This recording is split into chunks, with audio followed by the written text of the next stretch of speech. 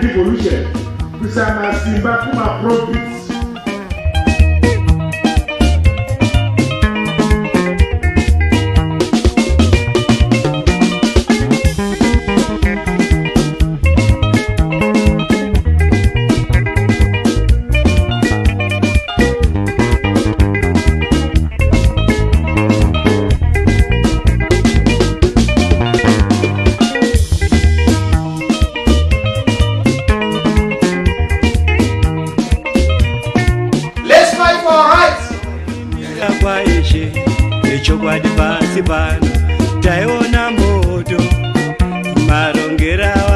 Surely we should prioritize.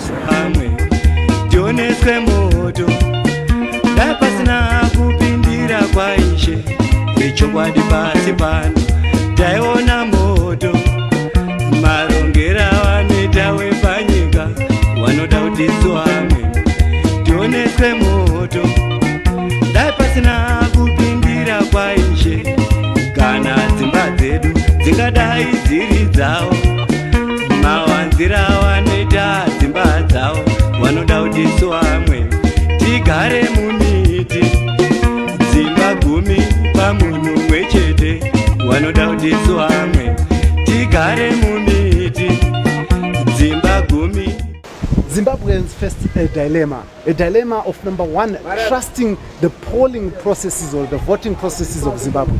Do they produce true representatives who will serve them? And the other dilemma is that those that they have elected, some of them have been recalled and have been failing to represent them in local authorities or parliamentary level because of these recalls. The other dilemma that they face is that we as a country face watershed election in 2023, and the people are asking themselves, should they mobilize to vote?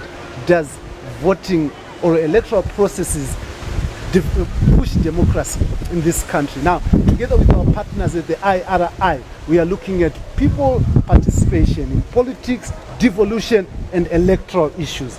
Should the young people be involved in elections?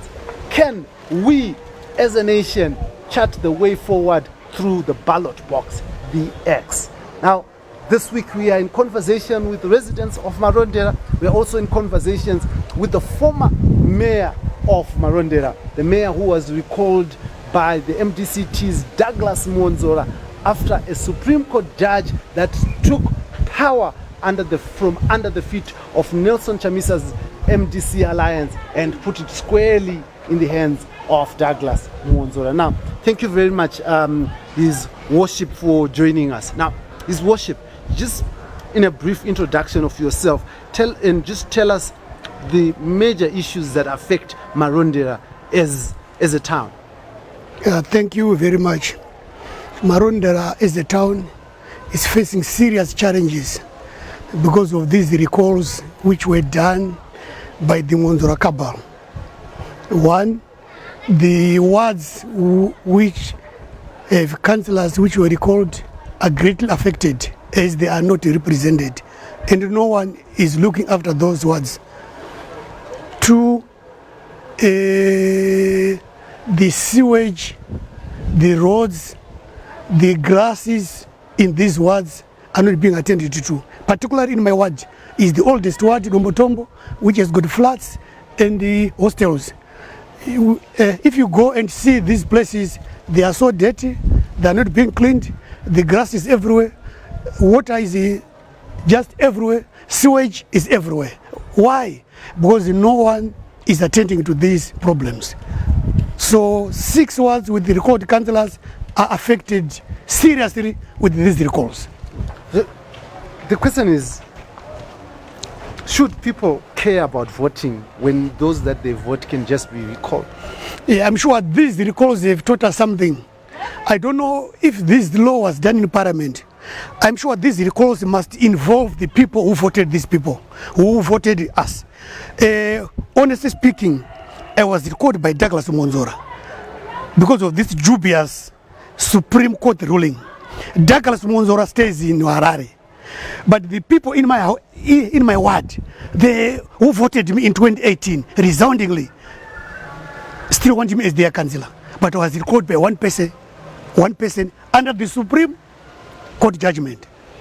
I'm sure in future these recalls must involve the people who elected their representatives.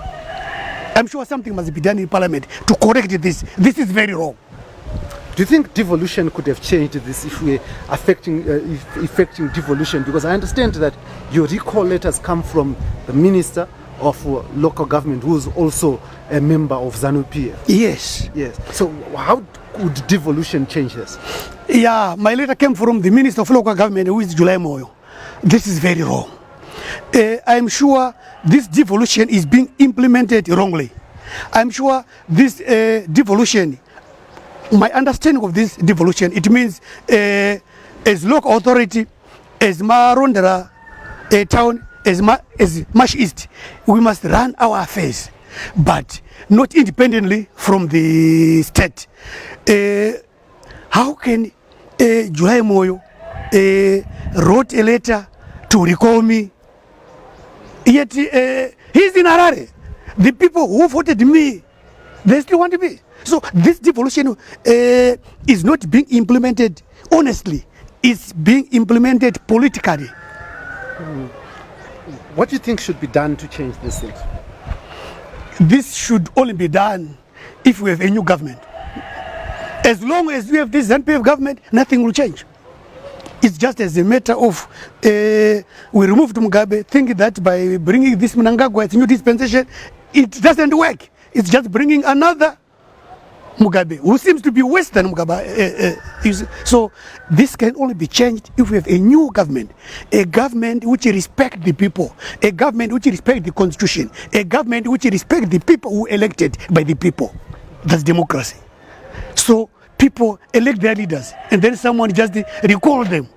You see, that's undermining democracy. So in future, people won't vote. Say, why should we vote? We elect our people, our representatives, and then someone will just wake up, went to the court, they say, the court is saying, this party has recalled you. And they accepted that. That is wrong. So this can only be corrected with a new government, which respects the people's rights. But ZANU-PF has actually said you are failing to live up to the mandate of those who elected you. You are actually failing to put service delivered. You have turned urban local authorities into rural and archaic. What is? Do you know that? Do you know what, my friend? Everything which is done at the council, the Minister of Local Government must authorize it. When we were at the council there with my councillors, we had very good policies, very good ideas, but you cannot implement those ideas without authority from the Minister of Local Government. The Urban Councils Act is always saying the minister shall, the minister shall, the minister shall, the minister shall. That doesn't work. The councils must be allowed to run properly with their own ideas. MDC-Alliance won all urban councils. And then the minister is coming from ZANU-PF. That is wrong. The minister was supposed to come from MDC-Alliance, who is controlling 32 local authorities, not from ZANU-PF. ZANU-PF is now using this minister shall to stop delivery being done independently by councils. Yes. And what do you tell the young people? Because you said that the people are now confused whether they should vote or not. And from what you are saying, it means that even if they vote for you as councillors, you still have no power. So why should they vote for you? Yeah, this is what we are saying now. We are saying 2023, the best thing in 2023, in my ward, we are busy registering the younger generation, those 18, those 17. We are telling them, in 2023, we are assuring you, for you younger generation, to have jobs, to enjoy in your country, you must vote for Nelson Chamisa. If Nelson Chamisa wins in this country, we are home and dry.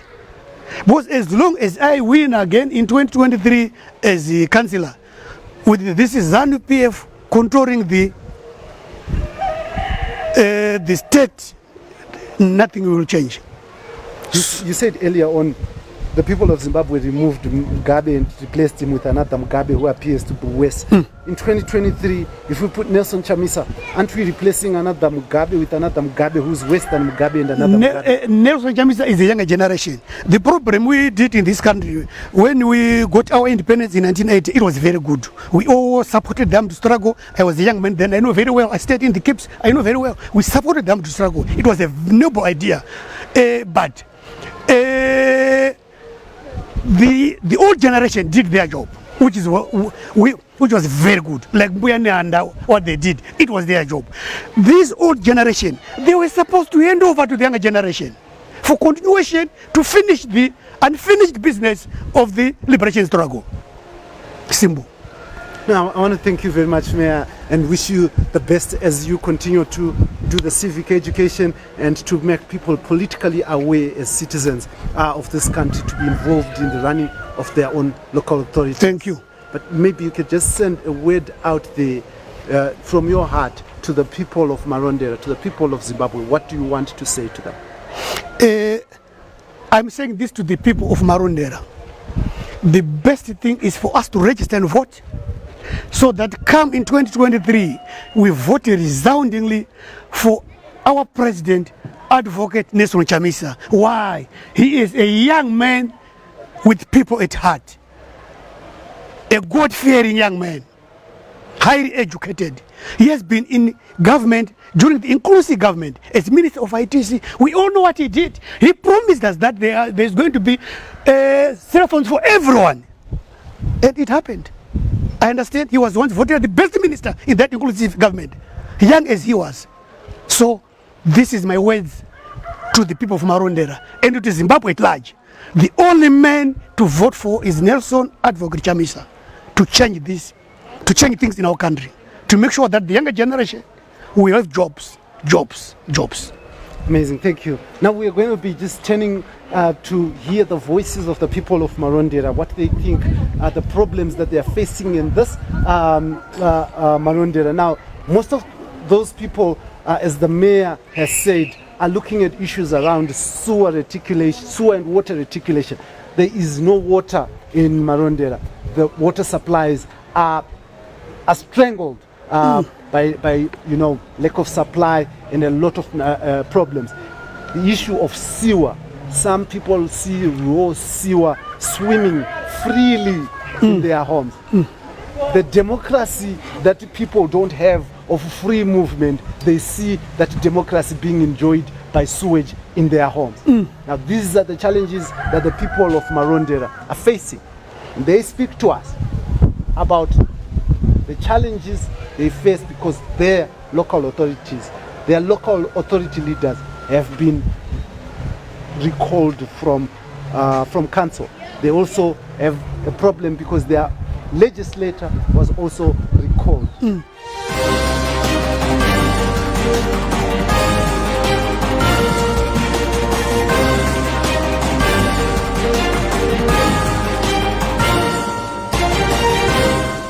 Kuno kutatotambura nenyaya yesewage. Ndingangoti kubloka kwakaitwa uku kuchinzi kuri kugadzirwa kwatova nenguva yakareba kuchigadzirwa, asi nanhasi dambudziko racho harisati rapera. Saka zvokuti kana mvura ikanga yabuda kubva kumusoro uku kuno kuti tiri kuafektwa nokuti tiri kwakupedzesera. Saka muri kungoonawo zvese zviri kuitika izvi. Kana vana chaivo vari kungorwara mudumbu vachiita marashi, plus vana vanonetsa kukontrola. Vana vanoda kutamba panze, kuti uswere wakamuvharira mwana haakwanisike kuti ungamuvharira. Dambudziko nderekuti tiri kukumbira kuti dai tagadzirirwa. Muri kuona zviri kuitika, kana kuti vana kana kutoti vana tinovaisa pai, tiri kutoshaya kuti vana votambira pai nedambudziko irori. Kana mvura ikanga isina kubuda zvinotomboita kunge zvamira, musi unobuda mvura idambudziko rese iri, totoshaya kuti toita sei vana vacho tovaisa pai. Nhunzi mudzimba mumweya wacho uri kuti affecta zvakanyanya. Tiri kushaya kuti toita sei. Mvura iyoyi imeni line iri kubva kumusoro kune malaini rese irori. Saka instead yokuti ipinde kumeni line iri kuku kuseri kumeni haikwanise kuenda nokuti kwakablock vachiti kuri kugadzirwa. Saka ine ndiri kubva ndaaffectwa kuno zvakabva zvatoita kuti paite mvura ibore iise maburi ichipota ichibuda nekuno. Sewage matangira yakaitaka yakatanga pakangotanga kutodhuzvuka ipapapa, yatanga yadhuzvuka yakatoya kuzozadza yadhi ndobva tichichera ipapapa. Tachera apa ndokupa takatozita plani yekuti tiise mapepa tivhare kuti tsvina ite sei pavharire ipapo. Pakutanga yanga isingabudi asi izvezvi yakutobuda ichifamba ichidzika kudai so kuti mangwanani panofamba noti manheri panenge pasina rudira mvura, panenge pakatozara unogona kutowana kwese kuichindori mvura. Saka todira mvura mukati tichidira mvura mukati inenge ichifamba nedreni ichienda uko ichifamba nedreni kana tazoona kuti yakubuda mvura inenge yakachena tozomira asi totozvita every day. Dzimwe nguva mvura yacho inenge isingabudi totonochera mvura kumaningiri kuchibhorani tizodira mvura yayo kuti paite sei tismewe ite nani. Izvezvi kana smewe hatichatombori nesense of smell. Ndinogona kutodya ndakamira pana basi varipura murodhongwa watoti kuno kwakutogariki asi hatichatombozvinzwa. Isusu ma-challenges atiri kufesa ndeesewer sewage yakabhasta for the past 3 months. Tiri kungorarama this scenario. Then to the extent yekuti kucancel kacho mukafona havasi kukurumidza kuresponda, vanozouya zvavo nepesi yavo. And incident iya yechitu vakafonerwa this other guy ndobva vathreatena kuti akudedza vemedia ndokuzoya kwavakaita. Saka last week yakamboita for 3 days isina kubuda ndobva yatanga futi. Saka isusu we are sick and tired of kuramba tichivafonera tichivatsvaga. Yeti tine vana izvozvo vana vanofambisa tumapepo vachiita hanzi chi tumabhoti pari kubuda makonye. Now nhasi yabhesta yabva yanyatsobuditsa tsvina pamba apa pairi kunyatsobuda. Saka isusu tiri kutyotyira utano hwedu. COVID itori none than this. Area like Cherima kunogara vanhu like my parents vakuranti. Then you come home mosvika varugara paine mvura yakadai so. We understand Zimbabwe tine challenges and everything. But I'm sure council we can do something. We got some pipes nichi because vana vemu community vari kufamba mona havana boots but vari kufamba vachitsika mvura iyi. Saka tikati mvura iyi neCovid it really won't help honestly. Hazvibatsiri like vari kubreatha iri kunhuhwa vanhu vari kugara muri kunhuhwa honestly. Like I think citizens we've got our rights. Kuenda kucouncil just knock my authorities. Wotaura kuti you know what ivo vari kugara maplaces akanaka, they are not facing all this. Masuburbs kavanogara in the areas that they stay vakaona these things they fix it immediately, instantly. They fix it, so why can't they fix here? It's just a matter of kugadzira mapipe nekuisa mvura because mune vana vari kufamba havana bhutsu.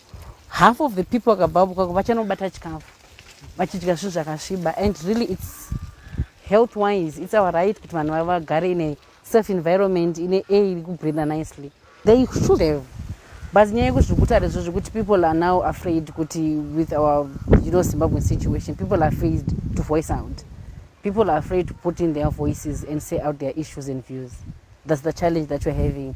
Because 2-3 days because people can't do anything. They can't do anything. Havasi kumbogadzira pipe inotakura tsvina inofanira kunge ichienda nekuku. Saka tsvina yakavharwa nemasaga uko. Saka tsvina iri kudzoka futi ichidzokerawo. Ndo pakatanga nyaya yemaseji pakatanga kuuya iwa. Asi vanonzi varobhadharwa $10 a day. $10 acho kunodya sadza vakagara pa chimwe adoro. Isi tinorarama nemadhodhi waine tsvina totochengetwa nenyasa dzaMwari. Hapana zvavari kutombotiitira kansela yacho kutadza kuchera makomba nemadraini mapaipi akasoiswa 19 wazai. Hapana kana chiri kutombofamba pakati.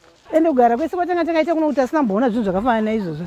Watatambudzika vagari veWard 6. Ward 6 haminoti nyaya yekuti hatina kansela here anotimirira kana kuti chii, asi chemwe ichi kunyange kansela amboripo dambudziko here rakangogara riripo. Saka iyi dai tawanawo rubetsero nekuti tikatarisa pane inonzira inzira iri kuti yambudza kuenda kune imwe location iriko kumberi sara dambudziko rekuti vanhu vavo vange vachiita sei vange vachidarika kochiti isusu vachona takagara ipapo tata dambudziko rekuti tine vana saka mvura iyi zvaiya kuita ndezvekuti pari kuzonaya paipai kunoku ndokumadepends kwekuti mvura yese ndokwainonda sei kwainouya saka iri kutora nesewage yopinda futi nemudzimba dzedu saka tatambudzika dai makwanisa kutibetserawo nekukasika. Kansela ariko ndingangoti infact kansela akanga aripo kwakanga kuine weMDC uyezve pane kansela vanoitwa vatsuro kansela weZANU-PF saka iye zvino izvi kuri kuitwa zvemaelection hatikuziva kuti zvichadii zvichafamba sei ndiani achatimiririra.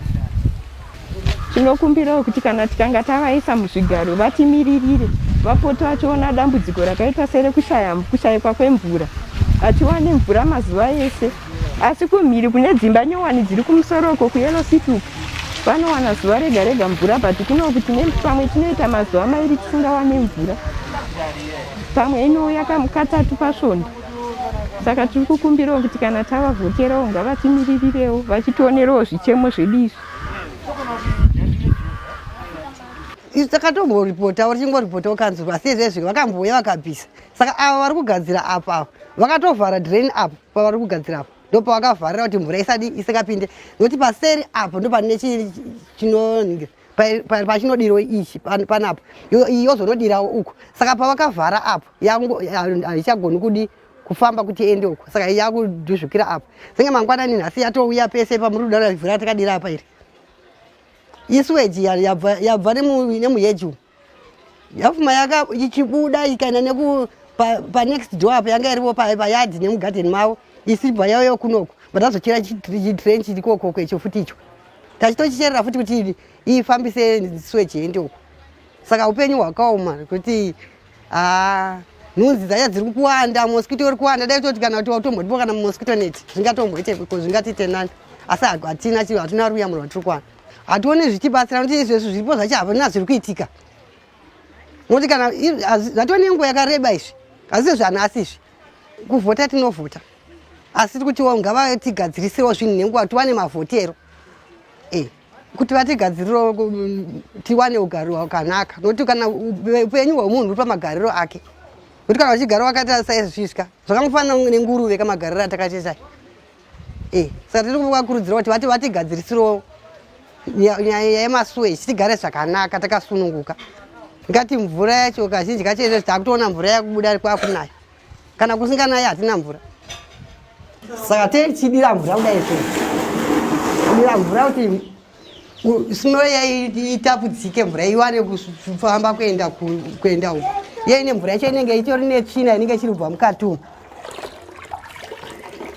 saka kana achinge tisina mvura idambudziko nokuti hatina kuti hatogona kuzoti tidire totomufamba kuti tidire mvura iyoyo toishuta pachibhorani imwe teichitodira nepanapo kuti papinde mvura iyaya inenge nokuti tsvina inenge ichitofamba saka teichita kuti mvura iyi ifambe izosara tsvina yafamba yaenda mberi pasina tsvina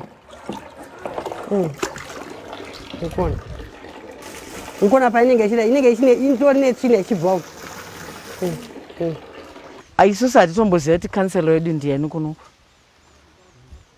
hatitomboziva because taive neanonzi Syria so iye akatombomhanya last week that's why pakatombogadzirwa saka paakatomboya last week akaenda unoona saying kuti akaenda unoona nyamuziwa pakamboitwa kaaction then vanouya nepowder this powder chete wongosvikomwaya then 2 days down the line yoflowa futi saka isusu takutyira utano hwevana vedu because mwana hauzive zvauri kuswera achiita inini amaindi reprotected plus scenario haiti zvakanaka kudhara for the past years taiona fanika since iri right yangu yekuvhota taiona unge zviri right but as from 2023 inini personal I'm not going even vanhu vangu ndotova discourage kuti endai munovhota because hapana zvazviri kubatsira it doesn't change anything vaivepo vacho kudhara taive nainzi mazambani tanga singazvioni zvaingoita for one day the next day zvoita now hatichaziva kuti maeffects acho zviri kufambira papi saka zvokuvhota izvi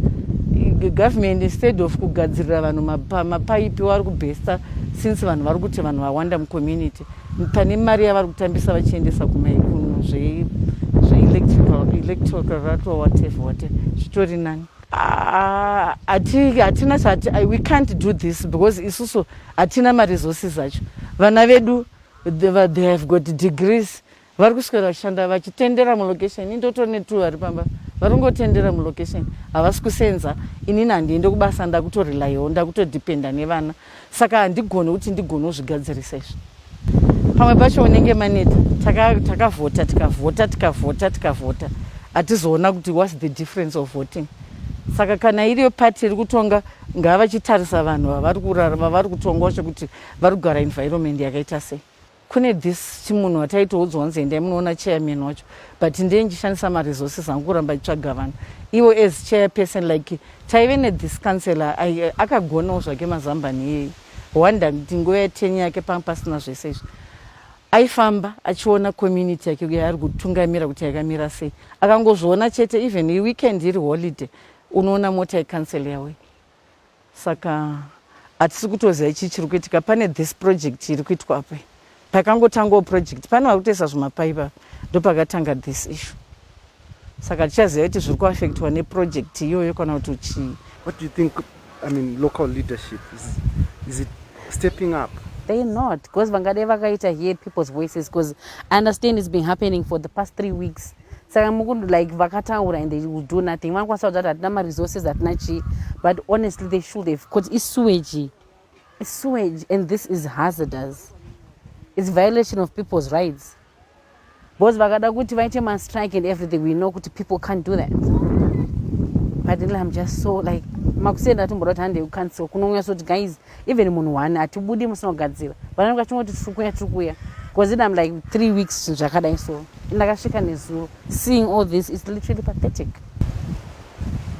It's not right. There's this movement that people should register to vote so that they should be heard. Do you think the ballot box is the right place for people to be heard? Because now we've tried it. The reason why we're not everywhere all over the world is because tangati vote and nothing has been happening. Saka if there is vanhu vakungoti you know what can we do? Tikavota hapana change inoitika, tikaita sei hapana chinoitika. And ndamamuchira kuti yes people can just come out waita sei vobatira mari waita sei, but this area is it's a low like high end area. It's not a high end area. Suma locations and people can't afford that. We can't even afford a loaf of bread. Saka kuti vanabudisa the only dollar that they have kuti vafixe vega, we can't. They can't. Panokwanisa kuwanikwa family 1 or 2 but kubva uko kona kusvika ukoko pane pachidwa mari yakaita sei. And community yemuno they can't afford kuti vabudise the 50 cents that they have kuti vasatenge chingwa vatenga chi kuti varegere kutenga chingwa vongorega votenga ish bread hazvibudi.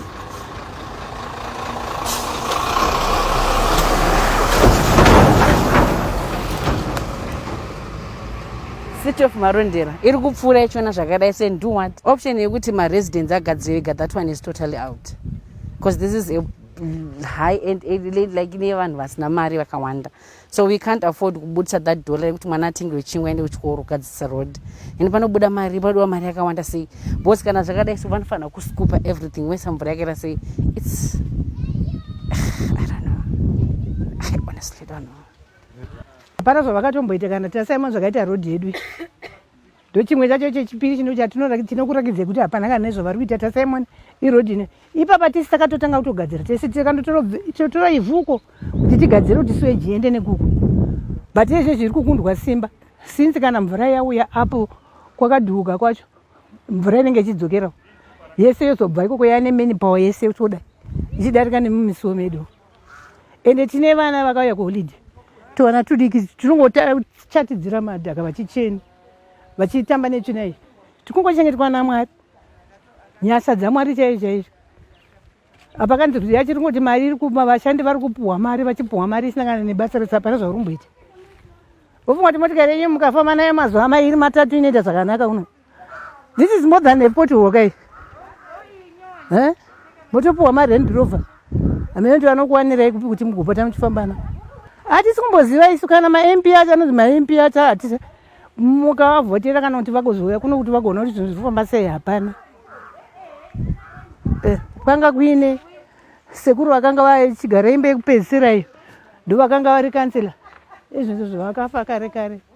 Rodhi iyo yatiyamboza kuti yakagiredwa rini. Tisinotoita zvimwe zvacho tigadzira. Hani muri kuona apa panenge pane icho chimuhomba chiri papa. Mukomana pachechi yakabudawo tikambogadzira gadzira. But still hazvisi kubatsira. Meseji yatiri kuda togariswa tira kugara pakanaka pane hutsanana samwe tato matembera da tochengetwawo tichigara pakanaka. Mota hatigare here tingafeme mweyo tiri kufema kwatoshata ka. Kansela wedu tinaye asi pakazoitika marecords ndo pakabuda kansela wedu muofisi. Kakubva ipapo hatina watinoziva kuti tinoenda kunoona ani, kana watingati shadow kansela wedu hatizive kuti ndiani. Saka ndo dambudziko rachaita. Kuvhota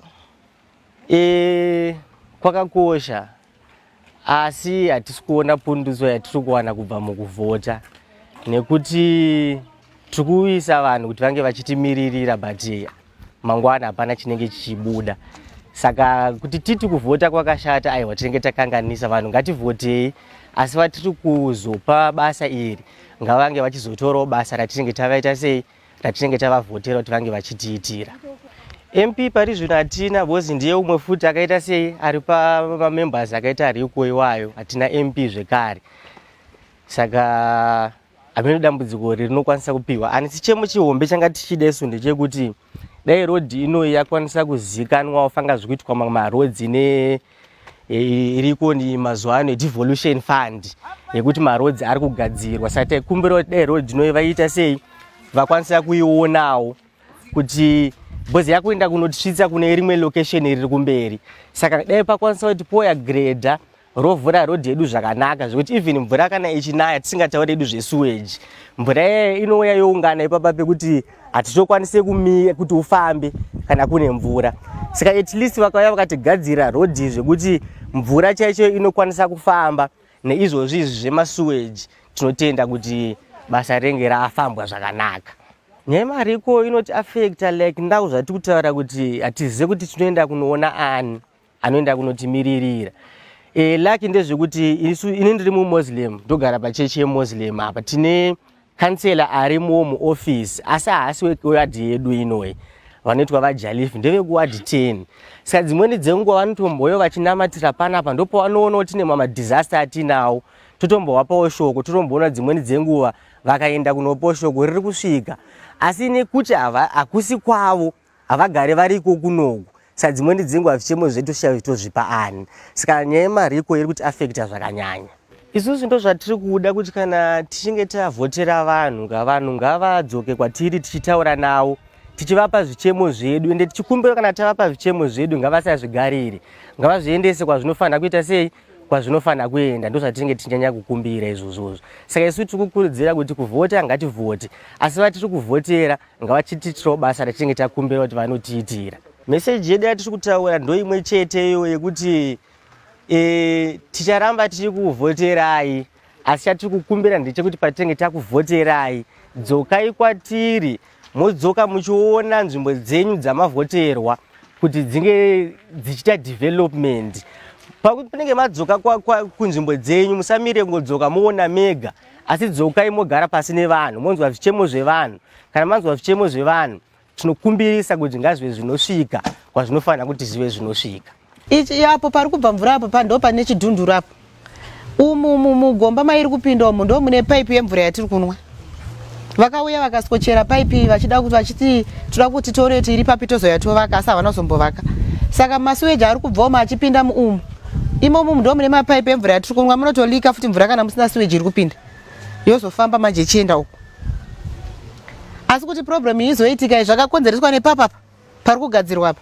Ndobva vati vanhu vari kugadzira apa ndo vakabloka kuti sewage isafambe zvakanaka ichienda uko.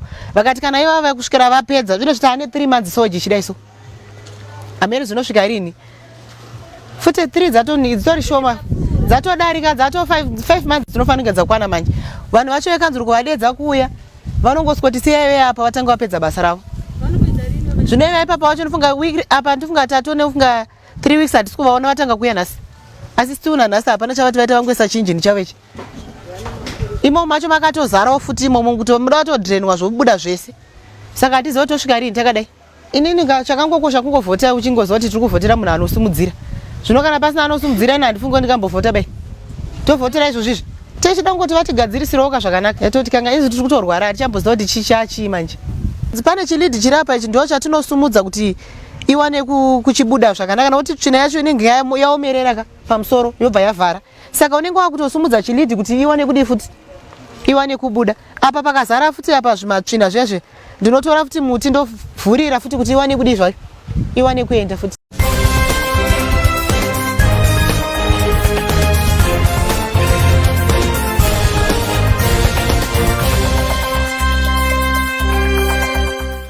My name is Jargon. I'm a journalist with Alpha Media Holdings.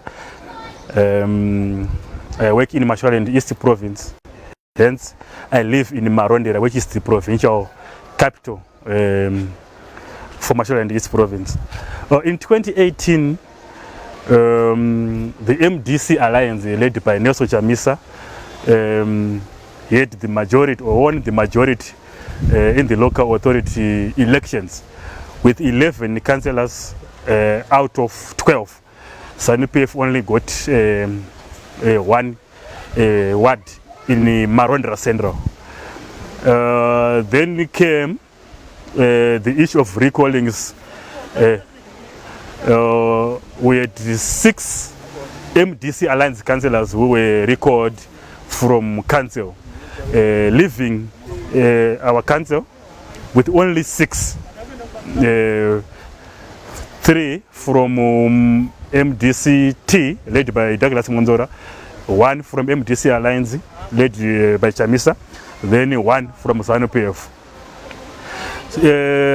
After the recallings, a lot of residents have been calling us as journalists or as media practitioners saying, no, the recallings have affected service delivery in Marondera town.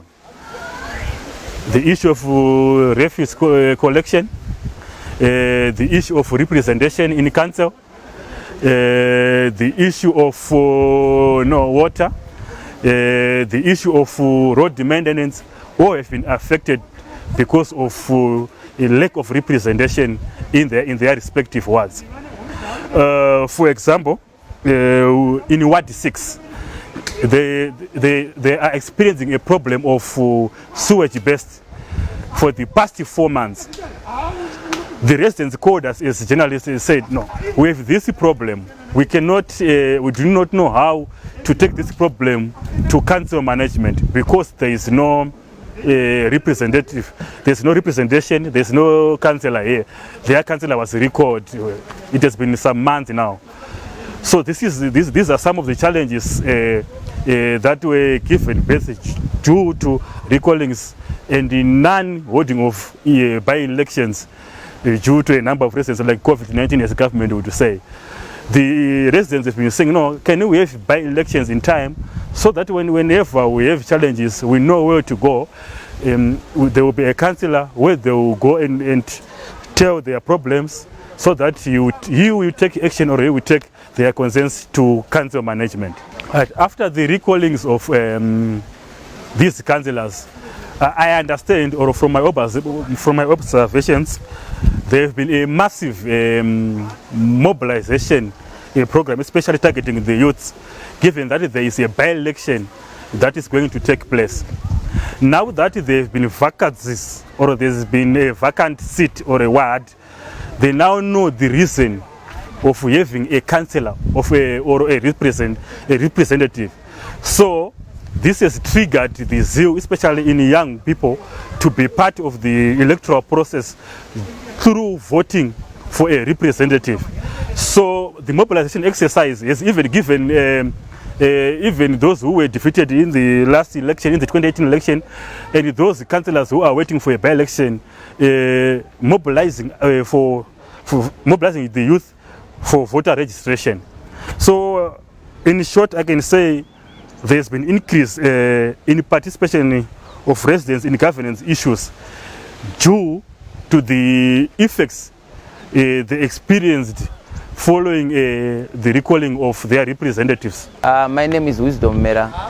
I'm from Open Council where we are focusing on service delivery issues, on local council issues. We've been going around Marondera, and as we have heard, residents have raised many service delivery issues and issues about lack of representation. They have no councillors representing them. Some have been recalled. They are facing service delivery challenges. So as Open Council, we are trying to come in to cover those gaps, to provide information to the authorities on the various issues that residents are facing. As Open Council, we are taking a different approach from other mainstream media because we are a hyper-local publication in that we deal with issues on a very, from a very local level, so that each and every issue that residents are facing can be broadcasted, can be viewed. So as Open Council, we have raised issues about service delivery. We have raised issues about lack of representation. In Marondera, the majority of the councillors have been recalled, and the residents have no one to represent them. So going forward, we look to continue covering those issues. We look to continue providing information to residents so that going forward, they can be informed enough to participate in issues of governance, to participate in issues of elections. Currently, there is voter apathy because people are no longer seeing the use of continuing to vote. But we all know that in a democratic state, that's the only way that is available for people to bring about change. So as Open Council, we are trying to push that agenda so that people, in as much as they may be dispirited to be involved in issues of politics, they can continue to participate in issues of governance and to participate in elections, which we are facing in 2023.